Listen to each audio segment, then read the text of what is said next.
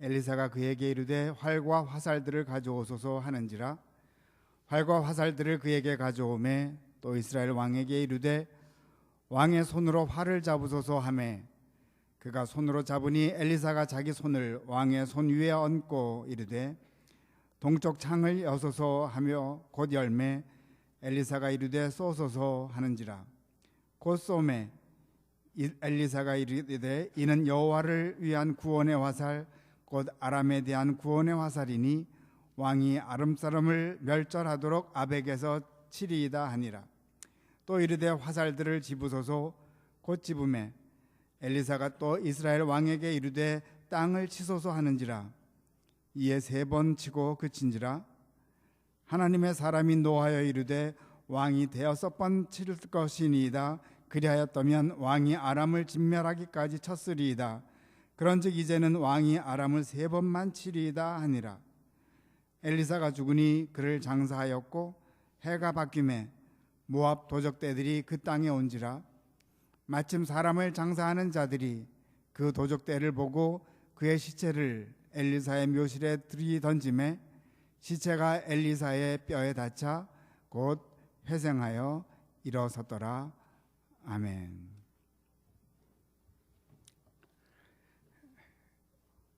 그동안 아프가니스탄 전쟁으로 많은 분들이 희생의 피를 흘렸음을 잘 아실 줄로 압니다. 육군 중위로 전사한 탓 위버라는 군인이 있었는데 남편이 전사한 후에 부인이 컴퓨터에서 쓴 글을 보았습니다. 전사하기 전 부인과 딸에게 쓴 편지인데 딸에게 쓴 편지 조금을 소개해 드립니다. 게일이, 너는 나를 기억 못해도 내가 너를 얼마나 사랑했는지 꼭 잊지 말기를 바래. 나는 내가 9개월 되었을 때 아프가니스탄으로 떠났지.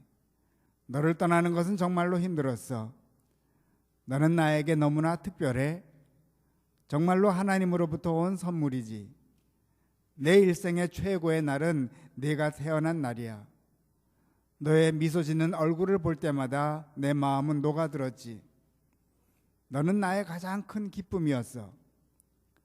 중략, 너에게는 아주 최고의 미래가 열려 있어. 재밌게 살아, 즐기고. 그리고 기억해, 아빠가 항상 너로 인해 긍지를 갖고 있고 너를 항상 사랑한다는 것을. 너는 지금도 그리고 영원히 나의 기쁨이야, 아빠가. 약 5년 전에 위버 중위는 하늘나라에 갔습니다. 케이드는 지금 한 6살쯤 되었을 줄로 압니다. 케이드는 말귀를 알아들은 후 지금까지 엄마를 통해서 이 편지를 듣고 또 들었을 줄로 압니다. 이제 막 글을 읽게 될 텐데 자주자주 아빠가 보고 싶을 때마다 이 편지를 또 읽고 있을 줄로 압니다. 저는 감히 장담하기를 아마 이 아이는 최고의 삶을 살게 되지 않을까 생각해 봅니다. 아빠의 마음 안에서 우리는 하나님의 마음을 봅니다. 우리 하나님도 이러한 마음으로 매일매일 우리를 굽어보시고 계시지 않으실까 생각이 들었습니다. 우리가 이 땅에서 최고의 삶을 살도록 바라고 계심에 틀림이 없습니다. 그럼 우리 하나님은 오늘 우리에게 최고의 삶을 살게 하기 위하여 어떤 편지를 쓰실까요? 따뜻한 편지? 아니면 오늘 본문 말씀을 통해 한번 찾아가 보려고 합니다. 14절 말씀입니다. 엘리사가 죽을 병이 들매 이스라엘의 왕 요아스가 그에게로 내려와 자기의 얼굴에 눈물을 흘리며 이르되 내 아버지여 내 아버지여 이스라엘의 병거와 마병이여 하매 두 사람이 등장하죠. 한 사람은 엘리사라는 선지자, 요아스라는 이스라엘의 왕. 엘리사는 병거 타고 하늘로 승천한 엘리야 선지자의 후계자이죠. 그리고 이 두 사람은 모두 북왕국 이스라엘을 위한 선지자였습니다. 그런데 이 엘리사가 죽게 되었습니다. 하나님께서는 뜻이 계셔서 엘리야는 죽지 않고 병고 타고 승천하게 하셨지만은 엘리사는 죽음을 맛보게 하시는 것 같습니다. 이 엘리사의 마지막 임종을 보기 위해서 이스라엘의 왕 요아스가 찾아옵니다. 그런데 주의할 점이 있습니다. 이스라엘의 왕 요아스. 이 당시에는 이스라엘이 남왕국 북왕국으로 갈라져 있었는데 요아스라는 왕은 남왕국에도 있었고 북왕국에도 있었습니다. 스크린으로 한번 보면 더 확실히 알 수 있는데, 우리 가운데 왼쪽에 남왕국 왕들이, 오른쪽이 북왕국 왕들인데, 남왕국에서 보면 10번째로 요아스 왕이 나옵니다. 그렇죠? 북왕국에는 12번째로 요아스라는 왕이 또 나옵니다. 동명이인입니다. 남왕국 왕의 요아스 왕은 선한 왕으로 알려져 있는 반면에 북왕국 왕인 요아스는 악한 왕으로 알려져 있는데, 참고적으로 말씀드리면 북왕국 왕 중에는 선한 왕이 하나도 없다고 생각하면 됩니다. 그리고 제일 오른쪽에 보면은 북왕국 선지자들의 이름이 나오는데, 세 번째 빨간 글씨가 엘리야는 유명한 아합 왕 시절의 선지자입니다. 그 다음으로 엘리사가 나옵니다. 엘리사는 엘리야후 요아스 왕까지 선지자 사역을 했습니다. 북왕국 왕들이 다 나쁘다 그랬는데 북왕국은 항상 우상을 섬겼습니다. 남왕국은 우상을 많이 섬긴 때가 있지만 종종 참 하나님만을 섬기기도 했습니다. 그런데 항상 우상만 섬겼던 북왕국을 하나님은 버리지 않았습니다.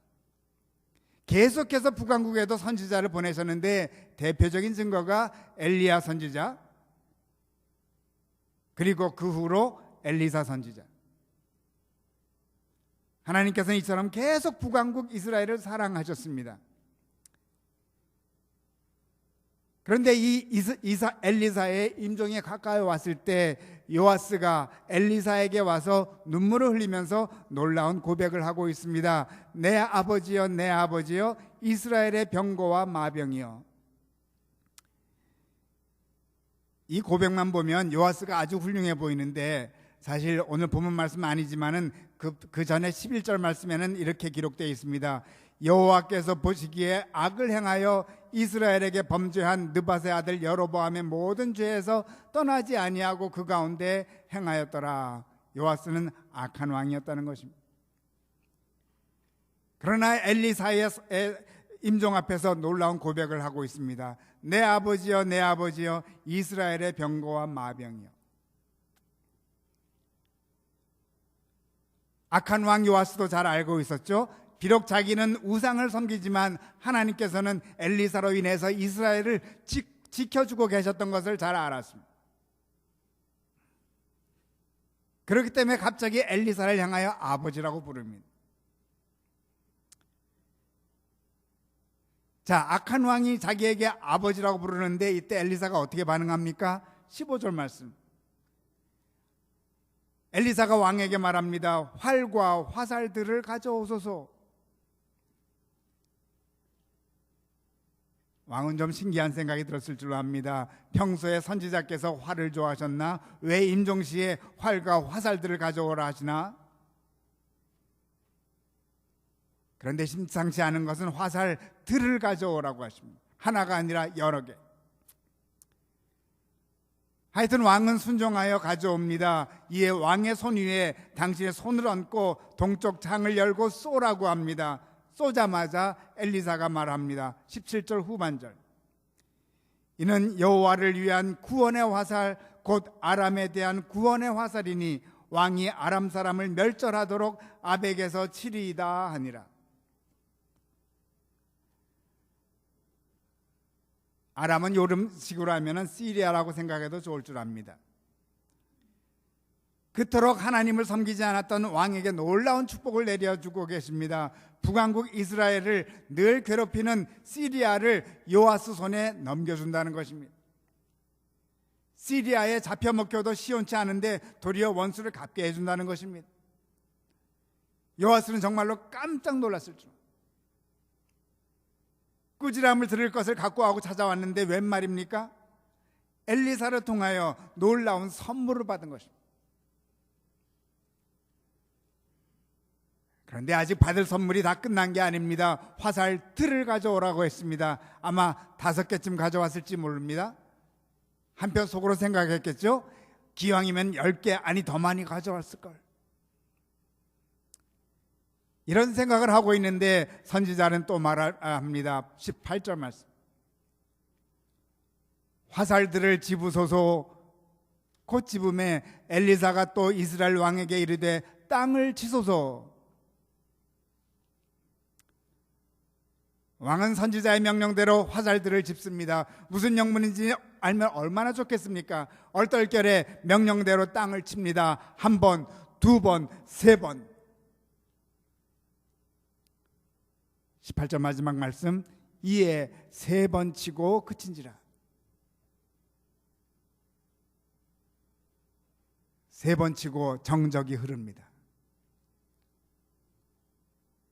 왕은 어떤 축복을 주시려나 기대했을지 모릅니다. 그런데 선지자의 입에서 호령이 떨어집니다. 19절 말씀. 하나님의 사람이 노하여 이르되 왕이 6번을 칠 것이니이다. 그리하였더라면 왕이 아람을 진멸하기까지 쳤으리이다. 그런즉 이제는 왕이 아람을 3번만 치리이다 하니라.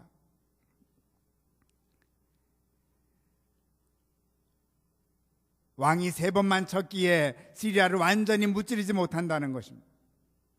시리아는 늘 목에 가시로 남아있게 됩니다. 3번만 땅을 쳤기에.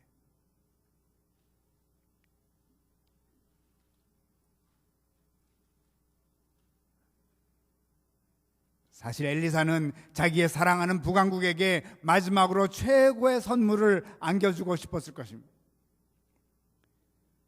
제가 조금 각색하면은 엘리사는 하나님과 딜을 했을지 모릅니다. 하나님, 그동안 제가 북왕국을 위해서 수고한 수고를 기억해 주시사 비록 허물 많은 북왕국이지만 시리아를 완전히 무찌를 수 있도록 축복 주소서. 그리고 하나님께 요청했을 것입니다. 만일 요아스 왕이 화살을 6번 치면 완전히 시리아를 요아스 왕 손에 넣어 주소서. 이것이 제가 북왕국에게 주고 싶은 마지막 선물입니다.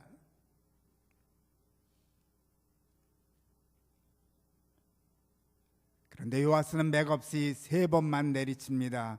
엘리사는 화가 폭발했습니다.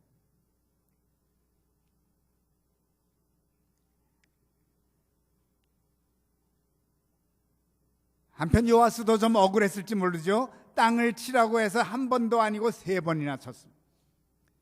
물론 6번 치라고 했으면 당연히 6번 쳤을 것입니다. 그런데 이제 요아스는 아마 후회하고 있었을 것입니다. 그만 두라고 할 때까지 계속 칠 걸. 만일 계속 땅을 치고 있었더라면 엘리사는 6번 치는 것을 보고 당연히 스탑.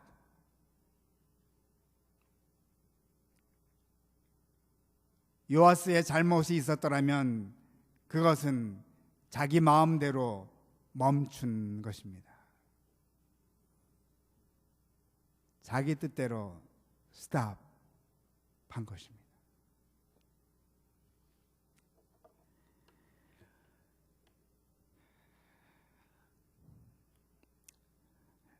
말씀 서두에 하나님께서는 우리에게 어떤 편지를 보내실까 하는 질문을 드렸습니다. 하나님은 오늘 21세기 보스턴에 사는 우리들에게 어떤 편지를 보내실까요?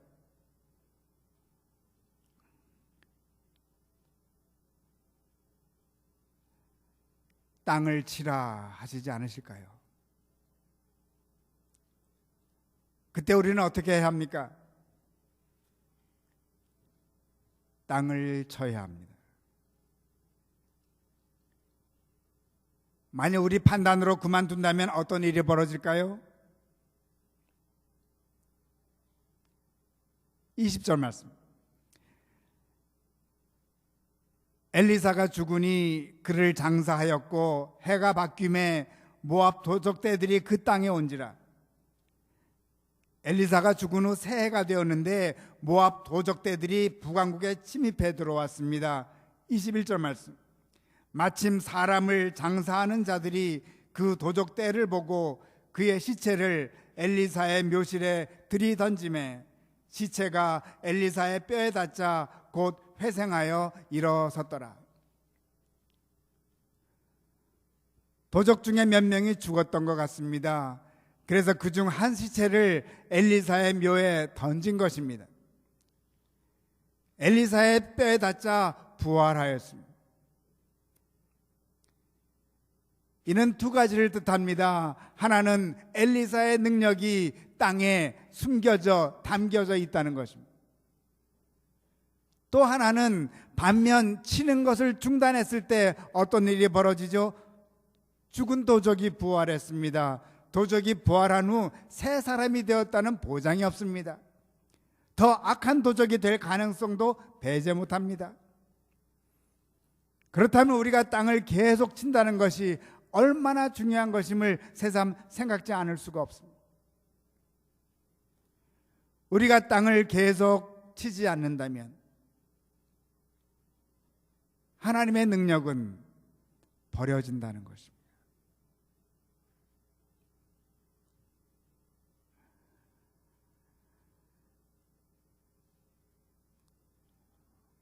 물론 아무에게나 다 땅을 치라고 하시진 않습니다. 아무나 또 다 땅을 친다고 해서 능력이 나타나는 것은 아닙니다. 먼저 땅을 치라고 말씀하시기 전에 동쪽 창으로 화살을 쏘라고 말씀하십니다. 저는 이렇게 생각합니다. 동쪽 창으로 화살을 쏜다는 것은 예수를 구주로 영접하는 사건이라고 생각하고 싶습니다.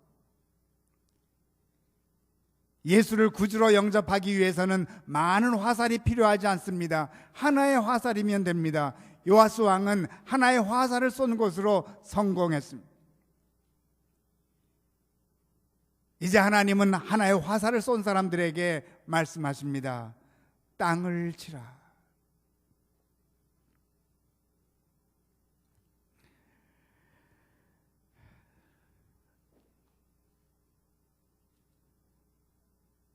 땅을 치는 것은 정말 여러 가지로 우리가 시대적으로 환경적으로 의미가 다르고 해석이 다를 수가 있습니다.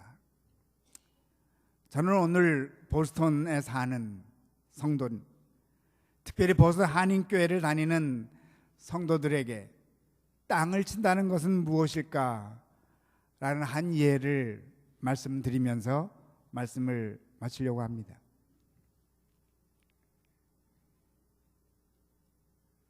잘 아시는 대로 얼마 전 미 대법원에서는 동성결혼을 합법화했죠. 그런데 대법원에서 합법화하기 전에 이미 저희 교단에서는 한 발 먼저 합법화를 했습니다. 이에 대한 궁금한 점은 저희 교회 웹사이트를 통해 알아볼 수가 있습니다. 사실 교단 총회에서 이런 결정을 하기 전에 먼저 노회에서 동의안이 총회에 올라가야 합니다. 4, 5년 전에 저희 교회가 속한 보스턴 노회에서 성적 성향에 관계없이 목사 및 재직 안수를 줄 수 있는 동의안을 통과시켰습니다. 그래서 총회에 상정했습니다. 그 동의안이 통과되어서 2년 전부터 이미 성적 성향에 관계없이 안수를 할 수 있게 되었습니다. 제가 전국 모임에 가면은 친구 목사들이 저를 놀리곤 합니다. 우리 노회에서 통과시켰다. 2년 전에는 다른 노회에서 결혼 정의를 바꾸는 동의안을 총회에 상정했습니다. 그런데 노회가 동의안을 내면은 최소한 한 노회가 또 제청을 해야 합니다. 제청을 누가 했겠습니까? 불행히도 저희 교회가 속한 보스턴 노회가 또 제청을 했습니다. 물론 다른 노회도 제청한 노회가 있습니다. 그때 저는 노예 서기와 총무에게 이메일을 보냈습니다. 우리 노예가 열악해서 노예 총무도 사례비 보조를 받고 있는데 우리 노예가 이런 일에 앞장서야 하는가? 그리고는 그날 노예를 불참했습니다. 이제 생각해 보면 그것은 땅을 치는 것은 아니었던 것 같습니다. 땅을 치는 것은 데몬스트레이션이 아닙니다. 최근 총회와 노예를 위해 기도하면서 이것이 바로 우리들에게 말씀하시는 계속 땅을 치는 것이 아닌가 생각이 들어서 여러분과 나누고자 합니다. 저는 최근에 이런 꿈을 꿔보면서 기도합니다. 언젠가 다시 볼선 노예가 동의안을 총회에 상정하게 되는 것입니다. 결혼은 성경 말씀대로 아담과 이브가 하나가 되었듯이 남자와 여자가 부모를 떠나 하나가 되는 것이라는 동의안을 총회에 상정하는 것입니다. 그리고 언젠가 총회가 이를 다시 회복하는 것입니다.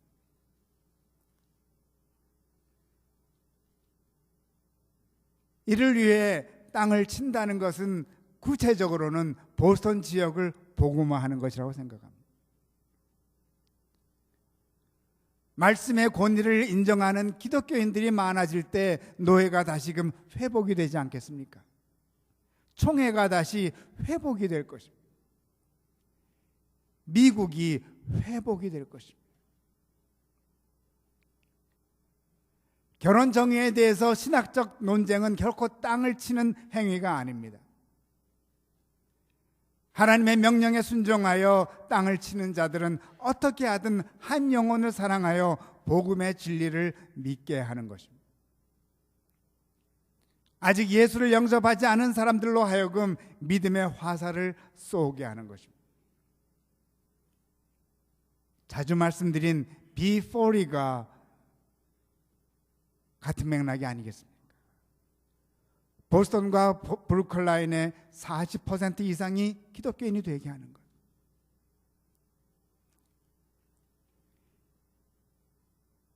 이제 새롭게 예수를 믿은 자들과 함께 계속 또 땅을 치는 것입니다. 하나님께서 스탑 하실 때까지. 이 놀라운 일에 하나님은 우리를 초대하시고 계시지 않으실까요? 우리 노예를, 총회를, 미국을 새롭게 하는데 우리를 초대하시고 계십니다. 예수를 마음의 구주로 영접한 성도 여러분, 여러분들은 이미 화살을 쏘신 분들입니다. 여러분들을 향하여 하나님은 말씀하십니다. 땅을 치라.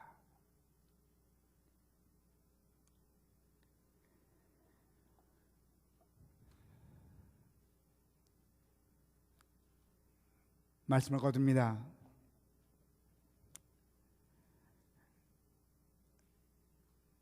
(1740년대) 미국의 대부흥을 운동을 일으켰던 주역으로 조지 윗필드 목사님이 계시는데, 이분은 그 당시 육성으로 3만 명 회중에게 설교를 했던 대설교가, 이분이 세운 교회 중 하나가 뉴베리포트에 있는, 매사추세츠 뉴베리포트에 있는 올드 사우스 처치입니다. 윗필드 목사님은 유언으로 당신이 죽으면 바로 올드 사우스 처치 강단 아래 묻어달라고 했습니다. 어떻게 그분의 유언을 거절하겠습니까? 그 교회가 저희 교단 교회인데 몇 년 전 그 교회 담임 목사님을 만난 적이 있습니다. 그때 종탑이 기울어지고 이런저런 건물 관리 문제로 고심한다는 말씀을 들은 적이 있습니다. 현재는 여행객들에게 더 알려진 곳이 되어버렸습니다.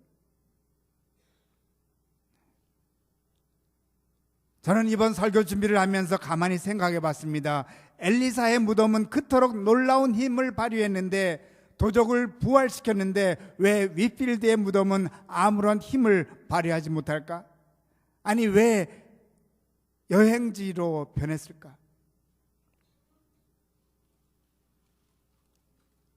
저는 쉽게 결론에 도달했습니다. 예수님께서 예루살렘 땅에 묻히는 순간 이미 온 세계는 주님의 땅이 되었습니다. 주님의 무덤이 되었습니다.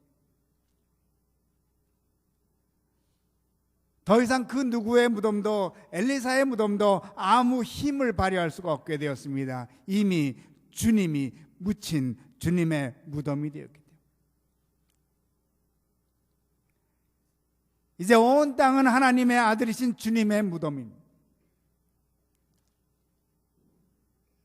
이를 믿고 하나님을 순종하여 땅을 친다면 새로운 역사가 창조되지 않을까요? 그러기에 오늘도 엘리사를 통해 우리에게 하나님께서 말씀하시지 않으실까요? 땅을 치라.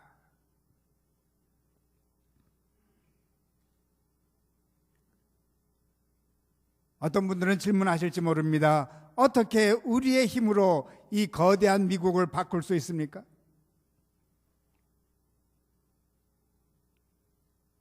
생각해 보십시오. 미국은 땅 위에 있는 나라가 아닙니까? 이 땅에 2000년 전에 주님께서 묻히셨습니다.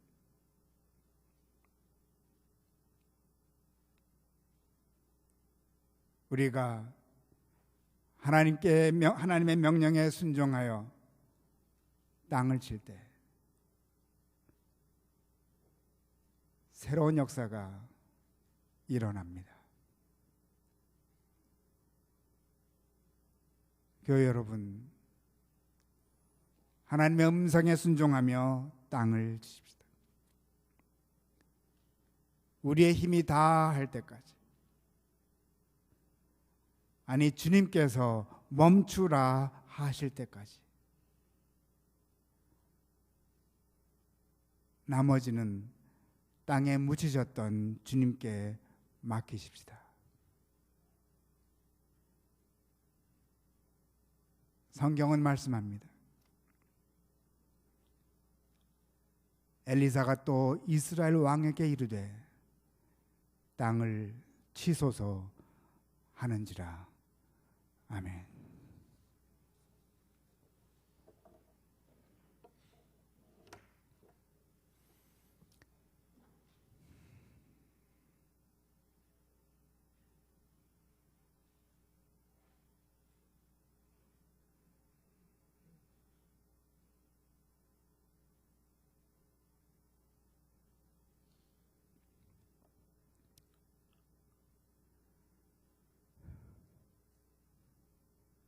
세상 사람들에게는 땅을 친다는 것이 우스워 보일지 모릅니다. 그러나 저희가 땅을 친다는 것은 땅의 주인인 하나님, 땅 속에 묻혔던 주님의 마음을 향한 우리들의 간절한 간구입니다. 주님께서 저희들에게 명령하신 땅을 치라는 명령, 저희들 마음속 깊게 되새겨 봅니다. 저희들의 마음대로 땅을 치다가 중단했던 저희들은 아닌지요. 악한 요아스 왕에게 땅을 치라고 하셨던 그 하나님께서 정말로 저희도 같은 악한 저희들이지만 땅을 치라 하시니 감사드립니다. 저희 마음대로 멈추지 않는 저희들 되게 도와주셔서 하나님의 놀라운 뜻이 이루어질 때까지, 하나님께서 그만두라고 할 때까지 땅을 칠 줄 아는 믿음의 삶 허락하여 주시옵소서. 세상은 더욱 어두워져 갑니다. 저희들의 자녀들을 위한 이 세상을 넘겨주기가 안타까운 저희들의 삶입니다. 그러나 우리가 땅을 친다면 하나님께서 이 세상을 새롭게 하실 줄로 믿고 감사드립니다. 예수 그리스도 이름 받들고 기도드리옵나이다. 아멘.